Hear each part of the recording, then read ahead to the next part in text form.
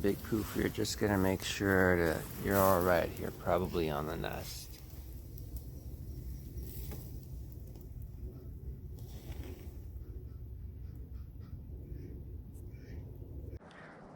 Hi there. Because it's getting near the end of the rainy season, I wanted to show you something that I worked on last year, and it's not this shed. This area here used to be under soil. Was just a concrete pad and kind of mixed rock underneath it. I dug this out with a pickaxe and mattock so that maybe I could plant a tree there eventually. What we use it for now in the rainy season instead of that is to empty the duck water from pools that have been used for a day or two. And then the ducks get a second chance to play in the water. And since we don't need the water to water the plants during the rainy and wet season, this is a good place to put it. One thing that I wish I didn't do was use it, just a pickaxe only to do this. Maybe I should have gotten a rental jackhammer or something, because by the time I was done with this project, I did have tendonitis in my elbows. Here's the pickaxe that I used for digging out that hole. It's also called a mattock, as I mentioned. You can see that there's actually some wear and tear on it through the amount of work that it's been through.